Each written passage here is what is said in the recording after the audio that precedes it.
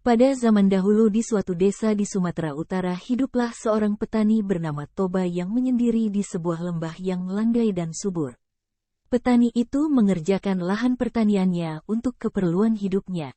Selain mengerjakan ladangnya, kadang-kadang lelaki itu pergi memancing ke sungai yang berada tak jauh dari rumahnya.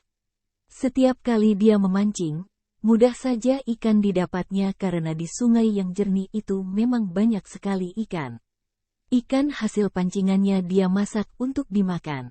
Pada suatu sore, setelah pulang dari ladang lelaki itu langsung pergi ke sungai untuk memancing. Tetapi sudah cukup lama ia memancing tak seekor ikan pun didapatnya.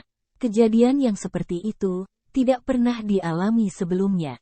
Sebab biasanya ikan di sungai itu mudah saja dia pancing. Karena sudah terlalu lama tak ada yang memakan umpan pancingnya, dia jadi kesal dan memutuskan untuk berhenti saja memancing. Tetapi ketika dia hendak menarik pancingnya, tiba-tiba pancing itu disambar ikan yang langsung menarik pancing itu jauh ke tengah sungai. Hatinya yang tadi sudah kesal berubah menjadi gembira, karena dia tahu bahwa ikan yang menyambar pancingnya itu adalah ikan yang besar. Setelah beberapa lama dia biarkan pancingnya ditarik ke sana kemari, barulah pancing itu disentakkannya, dan tampaklah seekor ikan besar tergantung dan menggelepar-gelepar di ujung tali pancingnya. Dengan cepat ikan itu ditariknya ke darat supaya tidak lepas. Sambil tersenyum gembira mata pancingnya dia lepas dari mulut ikan itu. Pada saat dia sedang melepaskan mata pancing itu, ikan tersebut memandangnya dengan penuh arti. Kemudian, setelah ikan itu diletakkannya ke satu tempat dia pun masuk ke dalam sungai untuk mandi. Perasaannya gembira sekali karena belum pernah dia mendapat ikan sebesar itu. Dia tersenyum sambil membayangkan betapa enaknya nanti daging ikan itu kalau sudah dipanggang. Ketika meninggalkan sungai untuk pulang ke rumahnya hari sudah mulai senja. Setibanya di rumah, lelaki itu langsung membawa ikan besar hasil pancingannya itu ke dapur. Ketika dia hendak menyalakan api untuk memanggang ikan itu, ternyata kayu bakar di dapur rumahnya sudah habis. Dia segera keluar untuk mengambil kayu bakar dari bawah kolong rumahnya. Kemudian, sambil membawa beberapa potong kayu bakar dia naik kembali ke atas rumah dan langsung menuju dapur. Pada saat lelaki itu tiba di dapur, dia terkejut sekali karena ikan besar itu sudah tidak ada lagi. Tetapi di tempat ikan itu tadi diletakkan tampak terhampar beberapa keping uang emas. Sesaat kemudian perempuan itu tiba-tiba membalikkan badannya dan memandang lelaki itu yang tegak kebingungan di mulut pintu kamar. Lelaki itu menjadi sangat terpesona karena wajah perempuan yang berdiri di hadapannya luar biasa cantiknya. Dia belum pernah melihat wanita secantik itu meskipun dahulu dia sudah jauh mengembara ke berbagai negeri. Karena hari sudah malam, perempuan itu minta agar lampu dinyalakan. Setelah lelaki itu menyalakan lampu, dia diajak perempuan itu menemaninya ke dapur karena dia hendak memasak nasi untuk mereka. Sambil menunggu nasi masak, diceritakan oleh perempuan itu bahwa dia adalah penjelmaan dari ikan besar yang tadi didapat lelaki itu ketika memancing di sungai.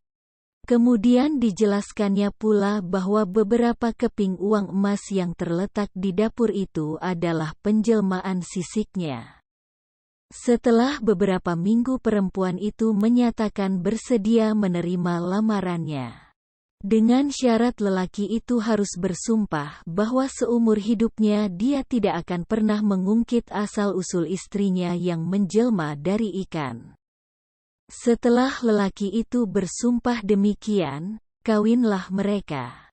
Setahun kemudian, mereka dikaruniai seorang anak laki-laki yang mereka beri nama Samosir. Anak itu sangat dimanjakan ibunya yang mengakibatkan anak itu bertabiat kurang baik dan pemalas. Setelah cukup besar, anak itu disuruh ibunya mengantar nasi setiap hari untuk ayahnya yang bekerja di ladang. Namun, sering dia menolak mengerjakan tugas itu sehingga terpaksa ibunya yang mengantarkan nasi ke ladang. Amarahnya makin bertambah ketika anaknya mengaku bahwa dia yang memakan sebagian besar dari nasinya itu. Kesabaran si ayah jadi hilang dan dia pukul anaknya sambil mengatakan, "Anak kurang ajar. Tidak tahu diuntung. Betul-betul kau anak keturunan perempuan yang berasal dari ikan. Sambil menangis, anak itu berlari pulang menemui ibunya di rumah. Dia berlari-lari menuju ke bukit tersebut dan mendakinya. Ketika tampak oleh sang ibu, anaknya sudah hampir sampai ke puncak pohon kayu yang dipanjatnya di atas bukit. Dia pun berlari menuju sungai yang tidak begitu jauh letaknya dari rumah mereka. Ketika dia tiba di tepi sungai itu, kilat menyambar disertai bunyi guruh yang menggelegar. Sesaat kemudian dia melompat ke dalam sungai dan tiba-tiba berubah menjadi seekor ikan besar. Pada saat yang sama, sungai itu pun banjir besar dan turun pula hujan yang sangat lebat. Beberapa waktu kemudian, air sungai itu sudah meluap kemana-mana dan tergenanglah lembah tempat sungai itu mengalir. Pak Toba tak bisa menyelamatkan dirinya. Ia mati tenggelam oleh genangan air. Lama-kelamaan, genangan air itu semakin luas dan berubah menjadi danau yang sangat besar yang di kemudian hari dinamakan orang Danau Toba.